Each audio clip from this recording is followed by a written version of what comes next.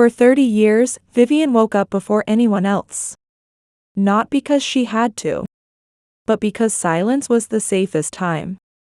Dawn barely touched the horizon as Vivian Thornhill, 58, eased herself out of bed. Her husband Harrison, 62, slept on, unaware of her practiced, silent movements. Like a ghost in her own home, she slipped a thin cardigan over her shoulders and descended the magnificent staircase of their Connecticut mansion. The kitchen counters gleamed in the artificial light, evidence of her meticulous cleaning the night before. Vivian pressed the button on the coffee maker, carefully setting it to Harrison's exact preference. Outside, early autumn painted the trees in muted colors, barely visible in the pre-dawn light. Though seasons had changed over 30 years of marriage, her morning ritual remained as fixed as prison routine. The living room walls told a story through carefully arranged photographs. Each frame captured Harrison's accomplishments, his law school graduation, newspaper clippings of courtroom victories, golf tournament trophies, images with younger colleagues who admired him. Yet in this gallery of family success, Vivian herself appeared in none. Her absence from these visual memories spoke volumes about her vanishing existence. In the bathroom, she studied her reflection with clinical detachment. Auburn hair now streaked with gray, sea-green eyes dulled by decades of compromise. She attempted to form a smile, a simple act that once came naturally, but her lips refused to cooperate. Only a hollow expression stared back. "This will have to do today," she whispered to herself, accepting defeat in this small daily battle. A brief flashback showed Vivian at the grocery store, hesitantly placing jasmine tea in her shopping basket. After a moment's contemplation, she returned it to the shelf, Harrison's voice echoing in her mind, "The smell is too strong." Under the harsh fluorescent lights, her face registered another small surrender in a lifetime of compromises. Back in the present, Vivian entered the study where her silver fountain pen, her most treasured inheritance from her mother, lay untouched on the desk. Once used for poetry and journaling, it now served as a paperweight for an empty journal. She couldn't remember when she'd last written in it, when she'd last expressed her true thoughts. "For 30 years in this house, I believed I was treated as a daughter by my mother-in-law. But it was a carefully laid trap of trust," Vivian thought, the clarity of this realization still fresh and painful. By the window sat a small potted plant, her only confidant in this perfect, empty house. She watered it gently, stroking its leaves with tenderness she showed to no one else. "Sorry to talk to you so early," she whispered, her voice carrying genuine warmth reserved only for this silent companion. I realized she was nowhere to be found. In this perfect house, she alone had ceased to exist. At 7 a.m., Vivian stood before a meticulously arranged breakfast table. The setting rivaled a five-star hotel, eggs cooked to Harrison's precise preference, bread toasted to the exact shade of golden brown, orange juice freshly squeezed to his preferred consistency. Every detail was set up to please him. The sound of Harrison's footsteps descending the stairs sent a visible ripple of tension through Vivian's body. Her shoulders stiffened as she straightened an already perfectly aligned napkin. Harrison, impeccably dressed in his tailored suit, took his seat without looking up from his smartphone. "Good morning," Vivian offered, her voice gentle yet hopeful. Harrison responded with only a curt nod.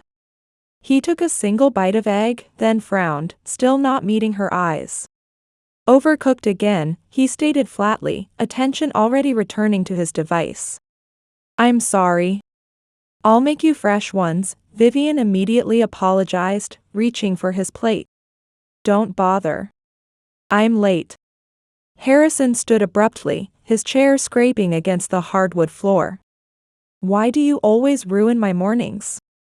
The question hung in the air like a slap. Vivian stood frozen, words trapped in her throat as Harrison strode toward the front door. He grabbed his briefcase and paused at the threshold. "Dinner at 7.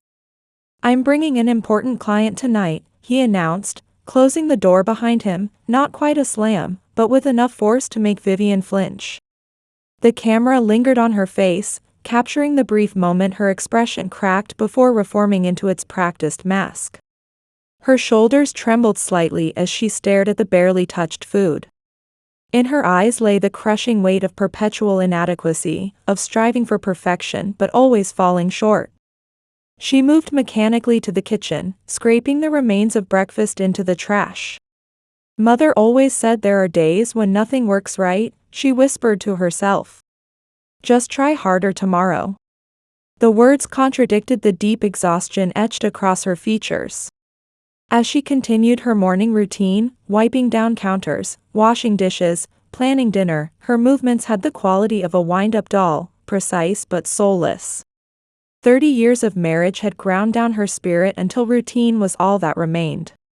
Vivian paused by the window, looking out at the manicured garden she had planted but rarely enjoyed.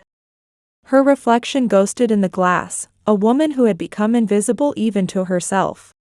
Vivian's quiet Saturday afternoon was interrupted by her ringing phone. The name of Constance appeared on the screen. She hesitated, her finger hovering over the answer button, before finally accepting the call. Vivian, my back is just killing me today. Could you bring over that special medicine and cream? Constance Thornhill's voice carried practiced notes of suffering, the 79-year-old's words tinged with just enough pain to be convincing. Of course, Constance. I'll come right away, Vivian replied automatically. After hanging up, she exhaled slowly, her shoulders sagging with the weight of yet another obligation. At Constance's elegant home in the same upscale neighborhood, Vivian was greeted by her immaculately presented mother-in-law. Despite her complaints of pain, Constance's silver hair was perfectly styled, her modest yet clearly expensive outfit flawlessly coordinated. Her smile appeared warm, but her eyes remained calculating and cool. Vivian, thank you for coming. I don't know who else I could turn to. Constance led her into a pristine sitting room where every object seemed strategically placed for maximum impression. As Vivian applied eucalyptus cream to her mother-in-law's back, Constance dominated the conversation with practiced skill. Harrison takes after his father, difficult and impatient, she sighed theatrically. But you, Vivian, you're truly heaven-sent. A gift from God. I don't know what we'd do without your selflessness. These words once brought Vivian comfort. Now they felt like bait in a trap she'd willingly walked into for 3 decades. She sensed manipulation lurking behind every compliment, hooks designed to keep her tethered to her role.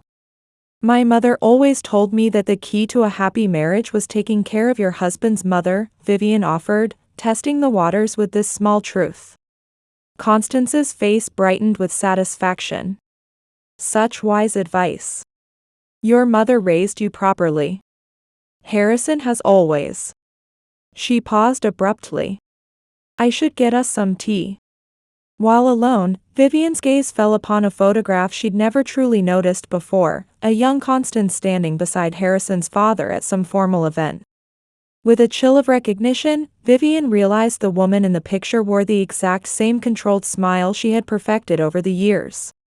More disturbing was the identical emptiness in young Constance's eyes, the same vacancy that greeted Vivian in her mirror each morning. Aging is the cruelest thing, Constance remarked, returning with tea. You wouldn't understand yet, dear. Growing old means gradually becoming invisible, until no one truly sees you anymore.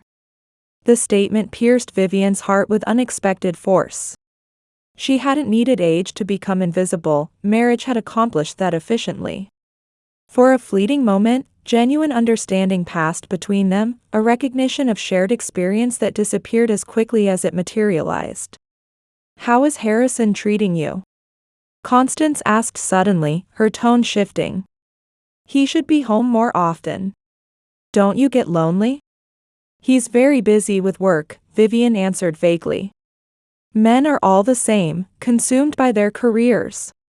But we mustn't complain, should we? Constance's smile held something predatory. Their success provides these beautiful homes, these comfortable lives. We accept it and maintain our homes. That's our purpose, isn't it? As Vivian prepared to leave, Constance took her hands with surprising strength. I'm so blessed to have you, Vivian. You're truly like a daughter to me." The words that once would have filled Vivian with belonging now felt like handcuffs disguised as bracelets. As she drove home, Vivian couldn't shake the image of Constance as a spider, sitting at the center of an intricate web, one that had entangled her for 30 years without her noticing the silken threads until they had become unbreakable bonds. The grandfather clock in the hallway struck 1 a.m. Harrison had gone to bed hours ago, but sleep eluded Vivian. She sat in the living room, a novel open in her lap, her small act of rebellion against the day's demands. The soft lamplight created a bubble of peace in the silent house. A sharp notification sound shattered the quiet. Harrison's smartphone, forgotten on the coffee table, lit up with a message. Vivian glanced at it instinctively. Meredith appeared on the screen. Meredith Palmer. The young attorney from Harrison's firm, brilliant, beautiful, and 20 years younger than Vivian. For months, Vivian had noticed the way Harrison's voice changed when mentioning her name, how he stayed later at the office when Meredith was working on cases with him. Vivian stared at the phone, her heart accelerating. Curiosity and dread battled within her. With trembling fingers, she reached for the device, expecting to be stopped by the lock screen. To her surprise, the Face ID recognized her. Harrison had registered her face for authentication, apparently never expecting she would actually check his messages. The screen unlocked, revealing Meredith's text, "Next time we meet, no more secrets." Vivian's breath caught in her throat. She scrolled up, revealing Harrison's previous reply, "Don't worry. Vivian never checks. She trusts too much for her own good." The words struck like physical blows. Her fingers suddenly numb, Vivian continued reading their exchange, each message more devastating than the last. "Sometimes Vivian is so boring I want to escape," Harrison had written. "It's ironic that she tries so hard and is still so dull," Meredith had replied. "What would happen if she disappeared?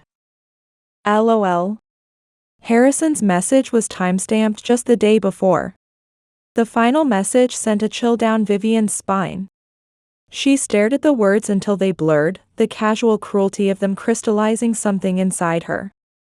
With shaking hands, she placed the phone exactly where she'd found it, pressing her palm against her chest as if to contain the pain expanding there. Vivian caught her reflection in the darkened window, a ghost of a woman, mouth slightly open in shock, eyes wide with the reality of her situation. She pressed her fingers to her lips to stifle any sound that might escape. 30 years of being told I was loved, she whispered to her reflection. But in truth, I was invisible to everyone. Even myself. The house remained silent around her, unchanged by her discovery. The expensive furniture, the perfect decor, all of it suddenly seemed like an elaborate stage set for a play where she'd been cast in a role she never auditioned for. Vivian sat motionless as minutes ticked by, the realization washing over her in waves. It wasn't just the affair, affairs could be forgiven. It was the complete dismissal of her existence, the casual discussion of her disappearance as something humorous. In 30 years of marriage, she had somehow become furniture in her own life, present but insignificant, functional but unremarkable. She thought of Harrison sleeping peacefully upstairs, untroubled by guilt. She thought of Constance's manipulative affection. She thought of the photographs in the living room that contained no trace of her. All these things suddenly connected like pieces of a puzzle she'd been trying to solve for decades. Vivian closed her book, no longer interested in fictional escapes. The real story, her story, was finally becoming clear to her. She wasn't just unhappy, she was erased. And perhaps most disturbing of all was how long it had taken her to notice. Rain pattered against the windows on a dreary Saturday afternoon. Harrison had left for golf despite the weather, something about an important business connection that couldn't be rescheduled. The empty house seemed to exhale around Vivian as she sat in the window seat, watching raindrops race down the glass like tears she hadn't allowed herself to shed. 3 days had passed since she discovered Harrison's messages. 3 days of performing normalcy while something fundamental shifted within her. Today, with the house to herself and the storm providing cover, she reached for her mother's silver fountain pen from the desk drawer. The weight of it felt unfamiliar in her hand after years of disuse. She blew away a fine layer of dust and ran her fingers along its engraved surface. The blank journal she placed before herself was equally foreign, a Christmas gift from 2 years ago that had remained untouched. Vivian took a deep breath, uncapped the pen, and began to write with deliberate strokes. "Things I've given up for my marriage." The title itself felt rebellious. Acknowledging sacrifice meant acknowledging choice, something she had convinced herself she didn't have for 3 decades. The pen moved across the page with increasing confidence. "Friends I no longer see, Judith, Carol, Ellen, Anne." She remembered Judith's last invitation, declined because Harrison found her too outspoken. Carol's dinner parties, avoided because Constance disapproved of her nouveau riche entertaining style. Foods I no longer eat, spicy Thai cuisine, strong cheeses, garlic pasta. Harrison's sensitive palate had gradually narrowed their meals to bland, predictable options. The last time she'd ordered Thai food, he'd pushed the plate away dramatically, complaining of heartburn for days afterward. Clothes I no longer wear, red dresses, floral blouses, casual jeans. Her closet had transformed over the years into a collection of muted, conservative garments that Constance deemed appropriate, and Harrison found presentable. Emotions I no longer allow myself, anger, sadness, disappointment, regret, desire. This entry took longer to write, her hand trembling slightly as she acknowledged the full scope of her emotional confinement. Dreams I no longer speak of, library career, creative writing, travel, children. The last word caused her pen to pause. They'd agreed to postpone having children until Harrison's career was established. Somehow, that moment never arrived, and eventually, the subject was silently buried beneath layers of unspoken resentment. Vivian stared at the list, the physical evidence of her vanishing self. She lifted the pen one more time and wrote at the bottom of the page in bold capital letters, "Myself." Rain streaked down the window, mirroring the path her life had taken, a slow, unstoppable erosion. Yet in her reflection, Vivian saw not tears but a quiet resolve hardening in her eyes. The storm outside intensified, as if responding to the gathering storm within her. "Where did I go?" she whispered to her reflection. "When did I take the wrong turn?" A brief flashback illuminated her memory, her wedding day 28 years ago. Young Vivian radiant in white, gazing adoringly at Harrison as they swayed to their first dance. On the periphery of the memory stood Constance, watching the couple with a strange satisfaction in her eyes, not happiness for their union, but triumph in her acquisition. Back in the present, Vivian closed the journal with a soft but definitive thump. The sound carried the weight of decision, of boundaries finally recognized. The woman who had entered this marriage no longer existed, methodically erased through years of small compromises. But perhaps the woman she could become was waiting to be discovered. "This has to end," she said aloud, her voice stronger than she expected in the empty room. The silver pen gleamed in her hand, no longer just an heirloom but a tool of reclamation. Outside, the storm continued its assault, washing away the old and clearing space for something new to grow. Sunday evening settled over the Thornhill home.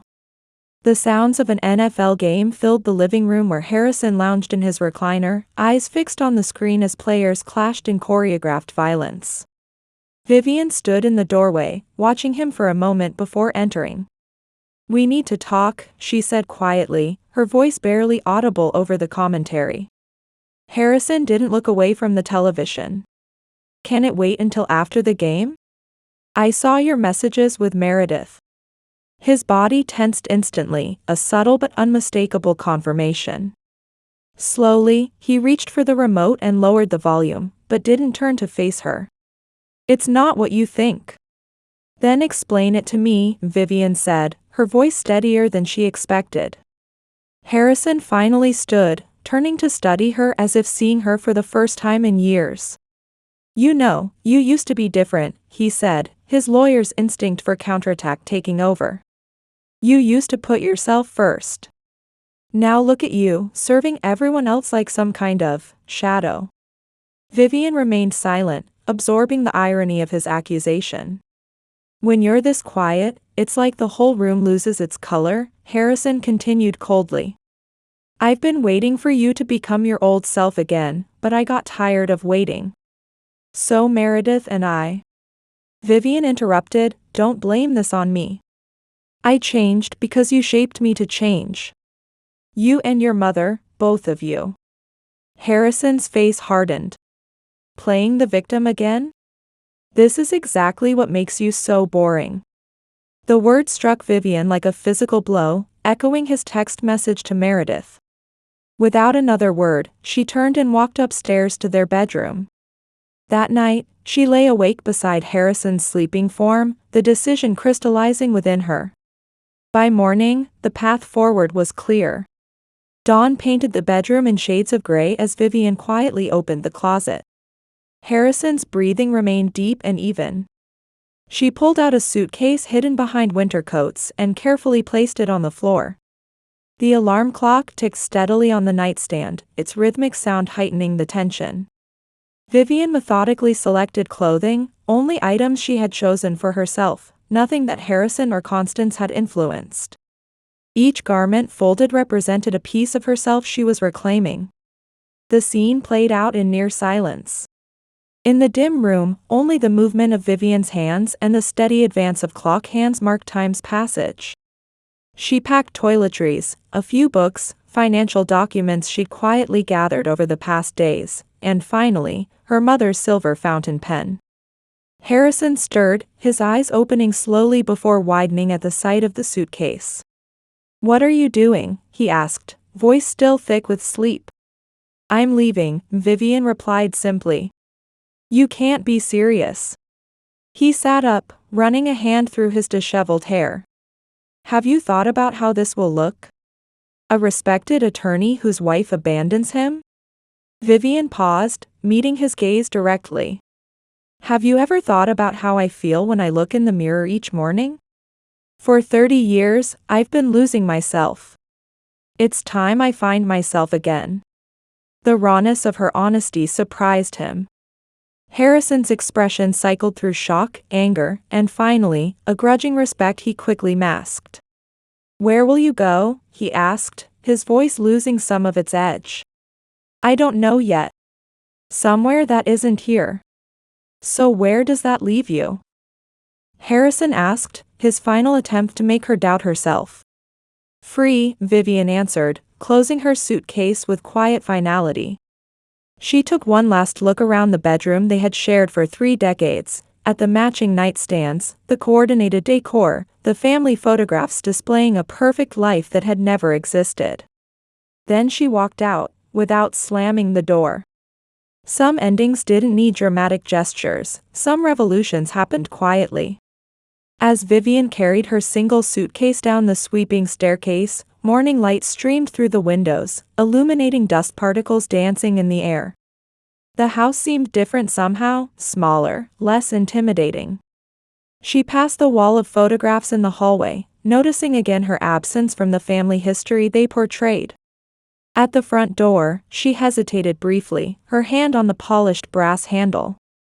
30 years of memories pressed against her, some beautiful, many painful, all part of what had shaped her into who she was now. But it was who she could become that finally propelled her forward. The spring air greeted her as she stepped outside, cooler and fresher than she remembered.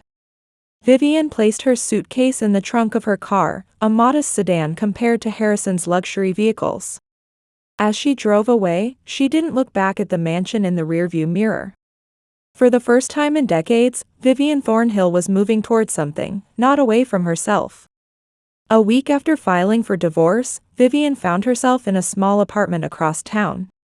The studio was modest but clean, sunlight streaming through uncurtained windows. Unpacked boxes lined one wall, her life reduced to cardboard containers waiting to be sorted. She sat on the edge of the bed, hands resting on her knees, and took a deep breath.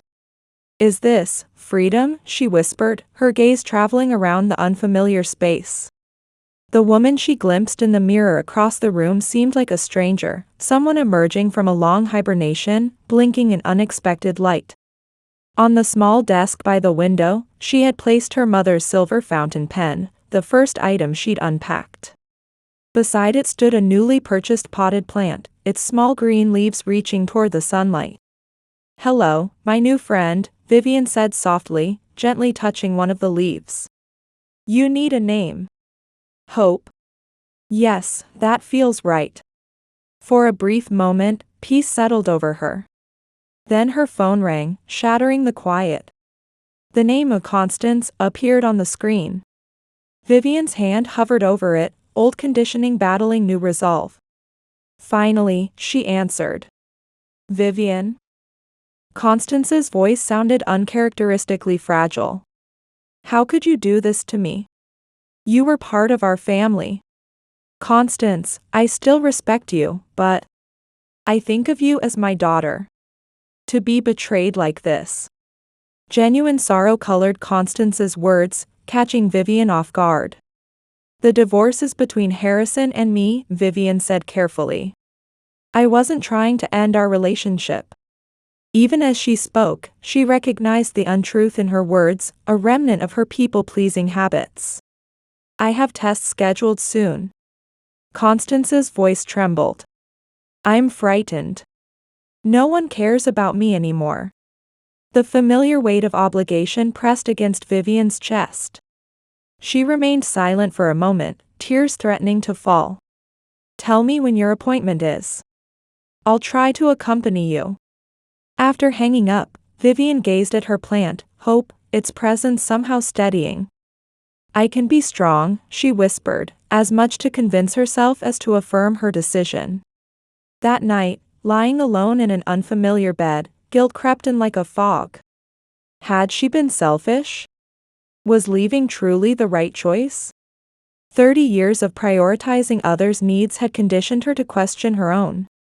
She turned toward the window, moonlight casting silver patterns across the ceiling.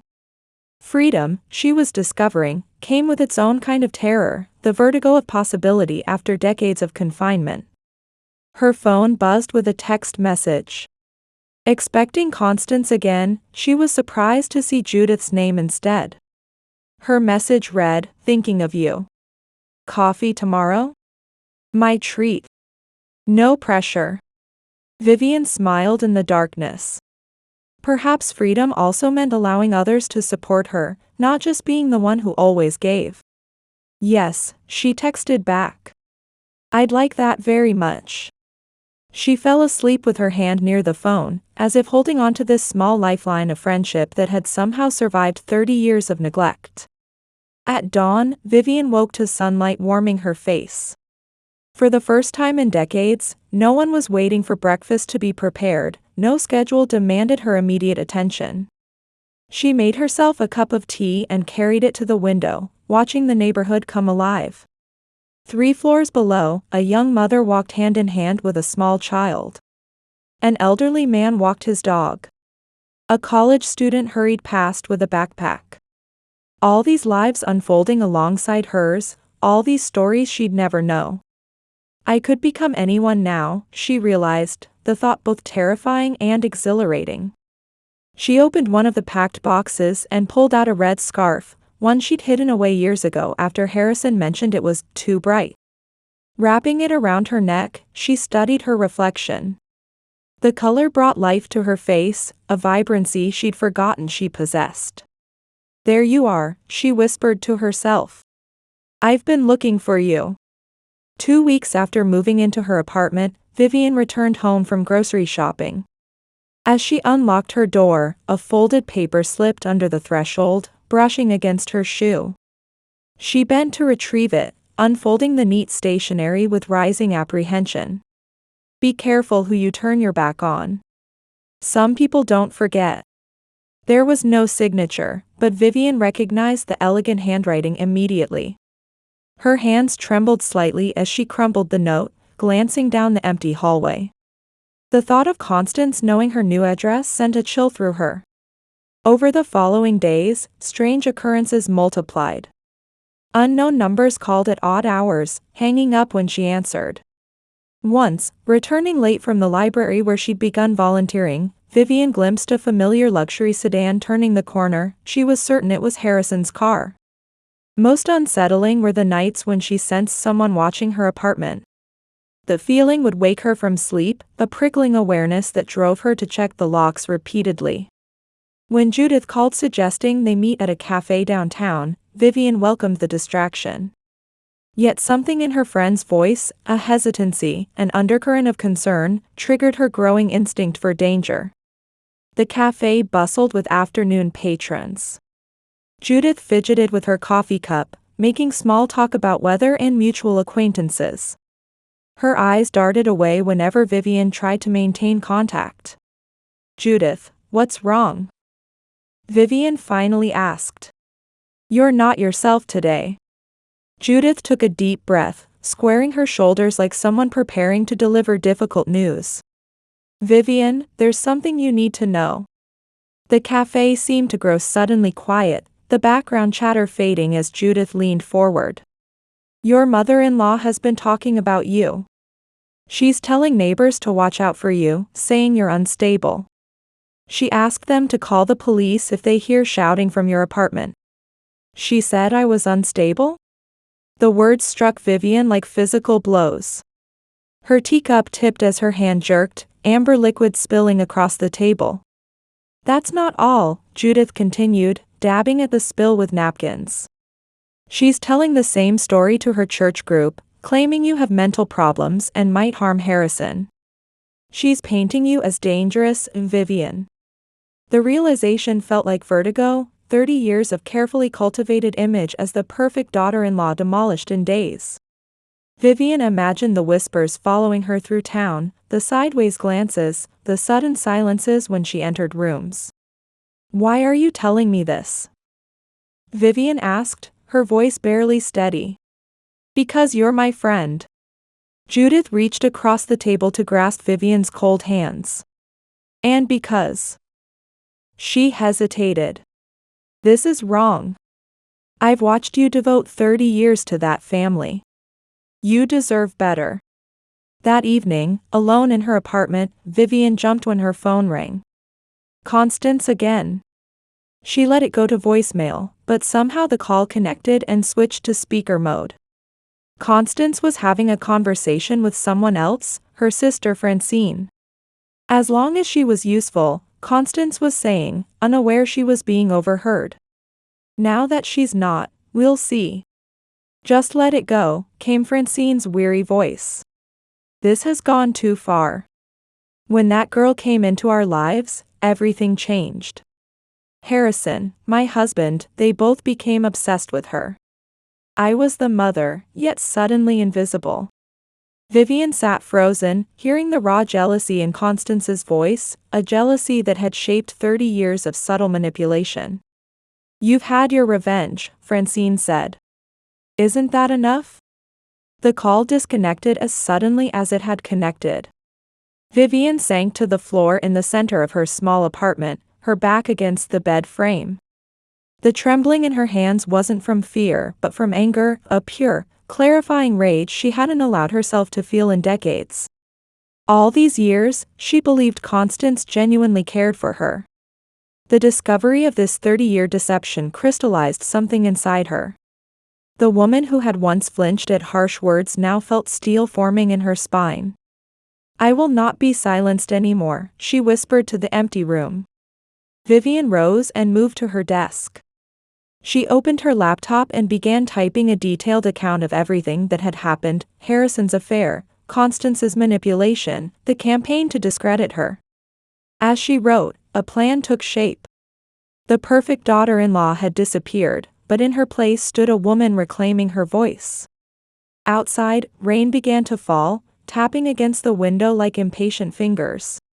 Vivian barely noticed, focused entirely on the words flowing through her fingers, her truth, finally finding expression. Vivian had started a private online journal documenting her experiences since leaving Harrison. Now she has carefully edited it, deleting nothing of substance and spelling out the letters to focus on Constance's most revealing statements. She typed a brief introduction explaining the context. For 30 years, I believed what I experienced was love. I was wrong. It was control disguised as care. Here is the evidence of how manipulation works, how it isolates you, silences you, and makes you question your own reality. Her finger hovered over the post button, trembling slightly. Her throat felt parched, her breathing shallow. Her heartbeat pounded in her ears like a drumbeat of warning. If I press this, 30 years of silence will end. The family's shame will be exposed, she thought. The old Vivian would have stopped here, prioritizing the Thornhill reputation over her own truth. But that woman was fading away. Instead, she remembered Judith's words at the cafe. She said you were unstable, and the casual cruelty of Harrison's messages to Meredith.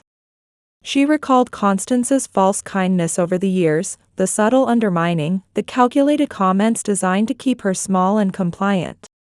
With a deep breath and surprising steadiness, Vivian pressed the button. The notification sound broke the silence of her apartment. Almost immediately, responses began appearing. I understand completely. I've been through something similar. Thank you for your courage in sharing this. In that moment, something burst inside Vivian, a dam that had held back her authentic voice for 3 decades. The pounding heartbeat in her ears transformed into the rhythmic notifications of incoming messages, each one wrapping her in the realization that she wasn't alone in her experience. What I mistook for love was actually ownership, she wrote in a follow-up comment. The price of admission to this family was my complete surrender. Today, I reclaim myself. More responses flooded in, women sharing similar stories of manipulation, of slowly disappearing inside marriages and family systems designed to control rather than nurture. Men expressing shock at recognizing patterns from their own families. Therapists offering resources for recovery from emotional abuse. Vivian leaned back in her chair, feeling tears stream down her cheeks. Unlike the tears she'd shed so often in the Thornhill mansion, tears of inadequacy, frustration, and loneliness, these felt different. These are tears of liberation, she whispered, touching her face in wonder. 6 months had transformed Vivian's sparse apartment into a sanctuary of self-discovery. Walls once blank now displayed photographs that told a story of healing, each image a testament to her journey of becoming the person she was. The silver fountain pen sat prominently on her writing desk, no longer a forgotten relic but an instrument of creation, waiting to inscribe new chapters of her life. One night, a dream unlike any other enveloped her. A little girl with wild curly hair and large, soulful brown eyes reached toward her through a golden, ethereal light. Mama, the child called, her voice clear and melodic, piercing through the silence of Vivian's past. The dream lingered long after she awakened, a warmth that refused to dissipate, leaving an inexplicable ache of recognition. That afternoon, while scrolling through social media, a post from local children's services caught her eye. Among the photographs of children seeking forever homes, one face made her heart stop, a young girl with the same curly hair and deep, searching eyes from her dream. The universe, it seemed, was whispering a secret. Days later, Vivian sat in the children's center playroom, her fingers trembling slightly. The door opened, and 8-year-old Amelia Wilson entered. Her hesitation was palpable, eyes darting, lower lip caught between her teeth, body coiled like a spring ready to retreat. The resemblance to her dream was uncanny, beyond mere coincidence. Sensing Mia's anxiety, Vivian did something unexpected. She took out her silver fountain pen and began sketching on paper, creating a small, delicate plant. Curiosity slowly drew the child closer, her wariness giving way to intrigue. "Would you like to give it a name?" Vivian asked softly. Mia studied the image, her fingers hovering just above the paper. "Hope," she whispered, the word hanging in the air between them like a fragile promise. Vivian's breath caught. "That's exactly what I named my plant at home," she responded, a smile breaking through her own long-held barriers. Spring arrived with the promise of new beginnings. Finalized adoption papers in hand, Vivian and Mia celebrated with a walk through the park. Cherry blossoms swirled around them like nature's confetti, celebrating their union. Vivian wrote "hope" on a slip of paper, which a playful breeze lifted from her hand. "Got it!" Mia exclaimed, leaping with surprising agility, her face radiant with a joy that seemed to illuminate the entire park. That evening, in their shared apartment, Vivian worked on a children's story, Hope and Mom's Adventures, while Mia leaned against her, warm and trusting. The child's imagination sparked wild plot twists, her laughter filling spaces that had been silent for too long. The original plant by the window had flourished, new leaves unfurling, a perfect metaphor for their growing relationship. Catching her reflection, Vivian noticed something remarkable. Her smile was different now, no longer a practiced expression, but a genuine reflection of an inner peace she had never known. It transformed her entire face, reaching depths that years of constraint had hidden. "Our story is just beginning," she told Mia, wrapping an arm around the child's shoulders. Mia's response was a fierce hug. "I know, Mom," she whispered, the words still new and precious between them. Outside their window, sunset painted the horizon in colors of promise. After 30 years of silence, Vivian had finally found her voice, her freedom, and unexpectedly, her heart's true home.